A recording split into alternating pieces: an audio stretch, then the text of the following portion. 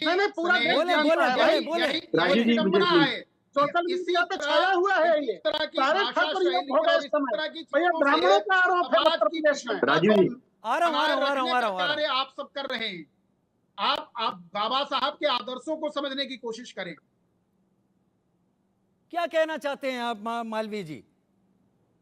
नहीं, मैं वही कर, मैं स्नेही जी की बात कह रहा हूं। हाँ बोले कि मेरा ये मत है कि सुप्रीम कोर्ट देश के हालात को, देश की वर्तमान स्थिति को और देश के भविष्य के विकास को लेकर निर्णय करता है, फैसला करता है, इसलिए वह स्वागत योग्य है। उसकी चिंता क्रीमी लेयर से लेकर कोटे से कोटे अंतर, यानी जिन लोगों ने इसमें क्या गलती है कि अगर डॉक्टर कालीचरण स्नेही ये बात कहते हैं कि सुप्रीम कोर्ट इसकी शुरुआत खुद से करे, उस पर कैसे हंगामा बरपा था आप लोगों की ओर से? नहीं, ठीक बात है, मैं कहाँ कह रहा हूँ कि इसमें गलती है, सुप्रीम लेकिन कोर्ट का ही सुप्रीम निर्णय कोर्ट था। तो इन सारी राजीव चीजों का गांधी ने अवलोकन करता है ना, समाज के सुप्रीम कोर्ट का विकास निर्णय वो भी चीजों था, को जहां ध्यान में अपने रख के अप्रैल 2 करता है। अप्रैल को अब आप जो निर्णय व्यक्तिगत किया रूप था से सुप्रीम कोर्ट कालीचरण ने, जी व्यक्तिगत उसको रूप से पार्लियामेंट में बदला सरकार पर था। आ जाएंगे, एक एक किसी सरकार सरकार पर, एक ने एक जगहों पर। किसी अरे सरकार ने समाज के सभी पार्लियामेंट में रिजर्वेशन पे सभी को उसको बदला अधिकार था। है, ये निश्चित तौर सुप्रीम पर कोर्ट के ही अधिकार है निर्णय कि थे। वह सभी कार्य को, सबको सब आप कुछ मिलना चाहिए, सुप्रीम सब कोर्ट स्थान के पर निर्णय को पहुंचना चाहिए। पार्लियामेंट अपनी बदल सकती योग्यता है, मैं पर ये कह आधार, रहा हूँ। बल और क्षमता के आधार पर आप आइए, पार्लियामेंट मुख्य बदल धारा में सकती है, जो रुका है। ठीक है ठीक है ठीक है। डॉक्टर कालीचरण स्नेही ने एक बात बोल दी है, उन्होंने ये कहा है कि ऐसे फैसले बदले गए हैं और सरकारें इनको बदलती रही हैं। मैं चर्चा में इसको भी लाऊंगा, चंद्र मोहन शर्मा जी को मैं यहाँ लाऊंगा। चंद्र मोहन शर्मा जी, पहले भी कुछ फैसले बदले गए हैं, कुछ चर्चित फैसले बदले गए हैं और कुछ चर्चित फैसलों के लिए कांग्रेस की आलोचना भी हुई कि वो बदले क्यों गए सुप्रीम कोर्ट के दिए गए फैसले। क्या डॉक्टर कालीचरण स्नेही जो बात कह रहे हैं कि ऐसे फैसले बदले गए, इन्हें बदला जाए, क्या आपकी राय क्या है इस पे? जनता सर्वोपरि है राजीव लोकतंत्र में। शर्मा जी, देखिए, कोई भी जनता फैसला जो बनता है, जो भी कोई कानून के दायरे के अंदर आ रहा है, वो जनता के हित के आएगा। मैंने बोला कि अभी जो भी निर्णय कोर्ट का आया है, उसके ऊपर जब तक उसको विस्तार पूर्वक उसका अध्ययन नहीं करा जाएगा और उसके ऊपर क्या क्या पॉइंट बनते हैं, उसके ऊपर कोई भी बात कहनी जल्दबाजी होगी। और कोर्ट के डिसीजन बदले जाना, अगर सरकारों के नियम में बदले जाने की बात अगर आप कर रहे हैं, तो उसका जवाब तो भाजपा को देना है, क्योंकि गेंद आज भाजपा के पाले के अंदर है, ना कि कांग्रेस नहीं, के पास। बीजेपी अगर से तो हमने कोई प्रतिनिधि है नहीं मेरे पास। कांग्रेस का शाहबानो केस नहीं मुझे है, याद नहीं तो आता मैं है, आपसे शायद अरे उसी है की ना, वजह से। आरएसएस बैठे हैं, आरएसएस बीजेपी में क्या फर्क है? हुआ था इनकी मदद संस्था है। यूनिवर्सिटी को लेकर के अभी इन्होंने बताया डबल स्टैंडर्ड की बात कर रहे थे, मैं बताता हूँ, जरा मुझे बोलने का मौका दे प्लीज। अभी आ रहा हूं आपके पास, बेसिक चंचल जी क्या आ है रहा कि हूं विस्तार के साथ। सबसे बड़ा इशू क्या है देश के अंदर आज? सबसे बड़ा इशू तो इस बात पे है ही है ना कि ये इशू कैसे उठा है, कि जो इंडिया गठबंधन से एक आवाज उठ के आई, वो इतनी सब जिसकी जितनी हिस्सेदारी उसकी उतनी भागीदारी। तो ये विषय तो राहुल गांधी जी ने सदन में उठाया और उसका प्रमाणित विषय नहीं, तो वो सदन के ठीक है, अंदर वो विरोध ठीक पे है, आ वो गया। ठीक है, वो अच्छी बात कह रहे हैं सर नहीं, आप। वो विषय मेरा मुझे ये है वहां पर कि लाना एक पड़ेगा ना। फैसला शाहबानो केस का जो कांग्रेस की सरकार ने पलटा था, यानी डॉक्टर स्नेही के दिमाग में ये चीज है कि इस तरीके से फैसलों को सरकार बदल सकती है। क्या आप उसका समर्थन करते हैं? आरक्षण का फैसला इसी सरकार ने बदला था। एक नैरेटिव तो शर्मा जी बदलिए और बदलवाइए कि कोई भी निर्णय को आप पिछली सरकारों के साथ जोड़ देते हैं, तो फिर तो ये बात जो सत्ता पक्ष में बैठे हैं, जो आरएसएस के लोग हैं, उनसे पूछ दीजिए कि वो देश की जनता से किस तरह से वोट मांग के आए हैं सत्ता के ऊपर। तो ये बार बार अपने गुनाहों का नहीं, मैं आपका विरोध नहीं कर रहा हूं, मैं आपका विरोध नहीं कर रहा हूं। हाँ। डॉक्टर साहब ने जो बात कही उसके पीछे ये एक नजीर हो सकती है कि ऐसा किया गया है। आप इसको मानते कि नहीं मानते? खैर, चंचल जी का रुख करूंगा, बड़ी देर से इंतजार कर रहे हैं। चंचल जी, आप सारे जवाब दीजिए, जो भी आपको जवाब देना है वो जरूर दीजिएगा। मेरे सवाल का जवाब भी दीजिएगा।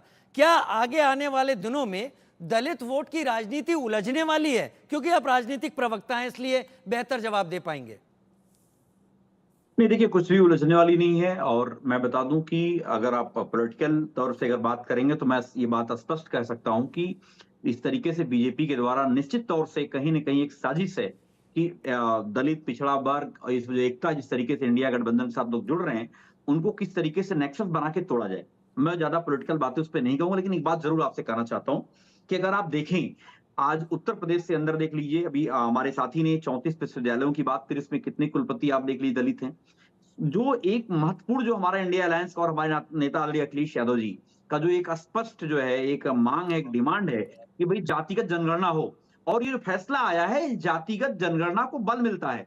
और मैं चाहता हूं, आप बताइए, अगर जाति के बारे में जानकारी लोगों को नहीं होगी कि किसकी कितनी संख्या है और किस लेवल पे हैं, उनकी आर्थिक व्यवस्था क्या है, उनकी सामाजिक व्यवस्था, उनकी राजनीतिक हैसियत क्या है, तो उसके आधार पे ही तो जो आप जो फैसला भी आया तभी तो कुछ कर पाओगे आप। तो इसलिए मैं चाहता हूं कि कम से कम बोलते जो रहो। लेकर के बीजेपी के लोग इस बात को लेकर के कम से कम देश में जाति जनगणना की बात करें और जाति जनगणना करवाएं, क्योंकि इनके घटक दल भी चाहते हैं। दूसरी बात, आपने देखा होगा जो कोटे में कोटा की जहां तक बात है, आपको याद होगा जब महिला बिल आया था, महिला आरक्षण बिल की बात हो रही थी, उसमें यही बीजेपी के लोग ने पूरा देश, बीजेपी और आरएसएस के लोगों ने किस तरीके से भ्रमित करने का काम किया कि नहीं, आरक्षण में आरक्षण, कोटे में कोटे की बात हो रही थी, और यही लोग उस बात को लेकर के वो बिल नहीं पास होने पाया और जो है आज तक लटका हुआ है। आदरणीय प्रधानमंत्री जी भी पिछली बार अभी जो चुनाव से पहले ही उन्होंने एक लोगों ने कहा कि बहुत बड़ा जो है ट्रम्प कार्ड खेल लिया है, ट्रम्प कार्ड खेल लिया है, और वो बस केवल बेवकूफ बनाने का एक तरीका था, आम जनमानस को गुमराह करने का तरीका था। सब लोग समझ गए हैं और बीजेपी की चाल से सब लोग वाकिफ हो चुके हैं। मैं इतनी बात कहना चाहता हूं कि जहां तक हमारे स्नेही जी ने और भी हमारे चंद्रमोहन शर्मा जी ने भी कह दिया कि भाई माननीय सर्वोच्च न्यायालय में अगर कोलिजियन सिस्टम है, आप ही देखें अगर एक कई परिवार के लोग न जाने कितने कितने जज हो जा रहे हैं, तो सबसे पहले वहां से स्टार्ट करें। इसके अलावा अगर आप देखें आरक्षण विश्वविद्यालयों में देख लीजिए, उसके अलावा आपको मंदिरों में, संस्थानों में देख लीजिए, मंदिरों में देख लीजिए, आप बताओ वहां पे नेक्सस है कि नहीं है। हम कह रहे हैं कि मंदिर के अंदर हम अगर मान लीजिए केवल एक ही वर्ग का अगर पुजारी हो रहा है, तो हम कह रहे हैं कि जो हमारे चारों जो पीठाधीश्वर हैं, जो हमारे चारों शंकराचार्य हैं, कम से कम उनमें एक श्रीवास्तव को रख लो, एक छत्री को रख लो, वो भी आप एक अधिकार किए पड़े हो, एक श्रीवास्तव जी को रख लो, क्या दिक्कत है। लेकिन उसमें नहीं देख सकते हो आप, वहां एक आपका ग्रंथ और पुराणों की जानकारी, धर्म की जानकारी क्या रिजर्वेशन देकर दी जाएगी, या इसमें एक बड़ा अध्ययन होना चाहिए? जानकारी शिक्षा के आधार पे होगी, अध्ययन होना चाहिए, आधार पे तो होगी नहीं। धर्म की जानकारी तो शिक्षा के आधार पे होगी। हाँ, तो उसके लिए तो अध्ययन करना पड़ेगा, फिर शास्त्रों का अध्ययन होगा, फिर कई चीजों का अध्ययन होगा। बन सकता है। चार शंकराचार्य की आप बात कर रहे हैं, हम लोग तो कह रहे हैं धर्म आधारित वो जानकारी देते हैं। हमारे जो पीठाधीश्वर हैं, 4 शंकराचार्य हैं, तो उसमें से भाई एक श्रीवास्तव बना दो, हम लोग को ना बनाओ, आप चलो छोड़ दो, आप यादव को मत बनाओ, हरिजन को ना बनाओ, लेकिन आप श्रीवास्तव जी को बना लो। श्रीवास्तव जी से क्या दिक्कत आपको है? छत्री समाज से क्या दिक्कत आपको है? आप बता दो, एक जायसवाल उसको बना लो, आपका नाम है अग्रवाल को बना लो।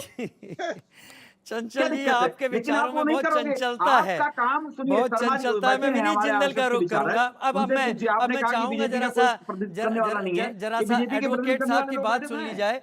विनीत जिंदल जी, अभी आपने 2-3 राय आपने देखी, डॉक्टर स्नेही की भी राय सामने आई और चंचल कुमार जी समाजवादी पार्टी के स्पोक्स पर्सन, उनकी भी राय आप सुन रहे होंगे। क्या आपको भी लगता है कि सुप्रीम कोर्ट इस फैसले को देते हुए, जैसा स्नेही साहब ने कहा, दायरे से बाहर चला गया? अगर ये शुरुआत करनी है कोटे में रिजर्वेशन की, तो चंचल कुमार जी ने कहा कि एक ही परिवार के लोग जस्टिस बन रहे हैं। अब किसकी तरफ इशारा है मैं बेहतर नहीं बोलूंगा इस बारे में, लेकिन उन्होंने कहा कि शुरुआत वहां से की जाए। देखिए, मुझे लगता है ऐसा कहना सही नहीं है। उसके 2 कारण। पहला कारण कि भाई आप कहते हैं कि ये जो सिस्टम, जिस चीज के ऊपर जजमेंट आया, वो आपकी यहाँ पे एक पैनलिस्ट ने बोला कि भाई ये जो कोटे में सब कोटे की जो बात कर रहे हैं वो गलत है, इस कोटे को बढ़ा देना चाहिए, तब आप सब कोटे की बात कीजिए। तो देखिए, यहाँ हमारे देश में इतनी विभिन्नता है, अलग अलग तरीके के, अलग अलग जाति के लोग हैं, सबका अपना अपना अधिकार बनता है। तो ऐसा नहीं है कि कोई एक पक्ष ही ऐसा है। आप, बड़ा आसान है किसी के ऊपर सवाल उठा देना, ये कह देना कि कोई ब्राह्मण कहीं बैठा है या कोई SC ST के लोग सिर्फ एक सीट पे बैठे हैं, इस तरह की बातें करना बहुत आसान है।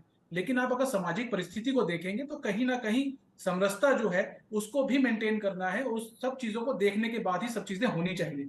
अगर आप सब चीजों को आरक्षण के रूप में देखेंगे और सब चीजों को आरक्षण में ही बांट देंगे, तो मुझे लगता है कहीं ना कहीं बहुत गलत है। हर व्यक्ति को ये अधिकार है, हमारे देश के संविधान ने दिया है कि जो लोग नीचे रह गए उनको ऊपर उठने का, या अगर सामाजिक रूप से शोषण हुआ तो उनको भी आरक्षण मिले।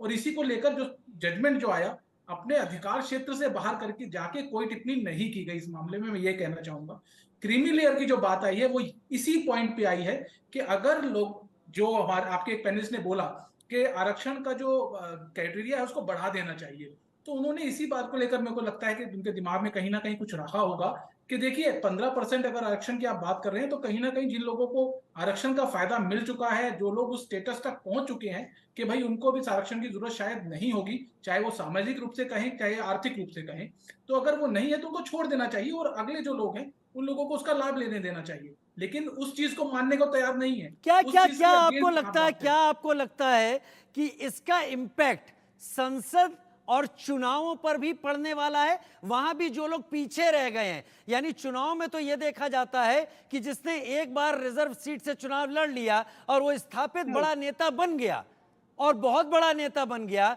तो वो अगली बार फिर से उसी रिजर्वेशन को हासिल करता है और फिर एक बार जाता है। वो ये कोशिश नहीं करता कि उसी के वर्ग का कोई और अगर बेहतर वक्ता है, बेहतर प्रभावशाली शख्स है, तो उसे भी राजनीति में इस रिजर्वेशन का सहारा लेकर आगे बढ़ने का मौका मिले। क्या आपको लगता है चुनावी राजनीति पर बहुत बड़ा असर डालेगा ये फैसला? जी बिल्कुल, मैं तो कहता हूं कि होना चाहिए। अगर कोई व्यक्ति एक बार, हमारे देखिए दिल्ली के अंदर बार एसोसिएशन के इलेक्शन हो रहे हैं, उसमें ये चीज रखी गई है कि जो व्यक्ति एक सीट पे चुनाव लड़ चुका है या एक सीट पे आ जाता है तो दूसरी सीट पे वो नहीं जा सकता। पहले बार एसोसिएशन के चुनाव में वही व्यक्ति डिस्ट्रिक्ट का भी प्रेसिडेंट होता था, वही व्यक्ति बार काउंसिल ऑफ दिल्ली का भी होता था, लेकिन अब ऐसा नहीं है। तो मुझे लगता है कि ये सब चीजें होनी चाहिए। हर व्यक्ति को, हर समाज के व्यक्ति को सामाजिक रूप से आगे बढ़ने का अधिकार समान रूप से मिलना चाहिए, और यही हमारे संविधान का और आरक्षण देने का जो बेसिक मोटिव है, जो आधार है, वो यही है। और मुझे लगता है कि इन सब लोगों को, चाहे वो किसी भी जाति किसी भी धर्म के लोग हैं, उन लोगों को इसी को सोच के साथ इस जजमेंट को अच्छा, एक्सेप्ट डॉक्टर कालीचरण स्नेही ने एक बात कही कि अब 7 सदस्यीय बेंच का फैसला आया, पहले 5 सदस्य था, उसे ओवर रूल कर दिया गया इसके जरिए, अब 9 सदस्यीय बना दी जाए, तो बिल्कुल, क्या नौ ये बनता संभव भी है लग या रहा है। फिर ये चीजें आगे सीरीज के तौर पर नहीं, 9 चलती चली सदस्यीय जाएंगी? बेंच बनती विनीत रही है। जिंदल, देखिए संविधान बिल्कुल पीठ बिल्कुल, बनती रही है। ये एक प्रोसेस है। प्रोसेस से आप अगर बात करेंगे तो बिल्कुल प्रोसेस में जाया जा सकता है। कॉन्स्टिट्यूशनल बेंच के आगे कॉन्स्टिट्यूशनल बेंच कितनी बड़ी आप बनाना चाहते हैं, ये सब जो निर्णय है ये सर्वोच्च न्यायालय के ऊपर है। अगर कहीं कोई पेटिशनर ऐसा सामने आता है जो चाहता है कि इस मामले के, इस जजमेंट का रिव्यू हो, तो वो उस चीज के लिए जा सकता है, उसको कोई रोक नहीं सकता। लेकिन मुझे लगता है कि अगर हम सामाजिक परिप्रेक्ष्य की बात करें और जिस तरीके का जजमेंट है, मुझे लगता है कि कहीं ना कहीं बहुत बैलेंस जजमेंट है। और जिस तरह से लोगों को समान रूप से समान अधिकार देने की बात इस जजमेंट के द्वारा कोशिश की गई है, क्योंकि मैं कहूंगा कोशिश की जा रही है, क्योंकि राजनीतिक परिप्रेक्ष्य पे किस तरीके से इसे लागू किया जाएगा और किस तरीके से राजनीतिक पार्टियां इसको लेती हैं, ये बहुत बड़ा सवाल अभी भी यहाँ पे खड़ा अभी रहेगा। भी है, क्योंकि राजनीतिक पार्टियां नफे नुकसान में उलझी हुई है और नफा नुकसान किसके हक में है? सौरभ मालवीय, क्या आपको लगता है कि एक रिव्यू के लिए जाएगा ही जाएगा और फिर बड़ी बेंच की मांग की जाएगी? और अगर ऐसा होता है तो हम पहले ही बहुत सालों बाद इस फैसले को देख रहे हैं, फिर ये चीज आगे तक चली जाएगी?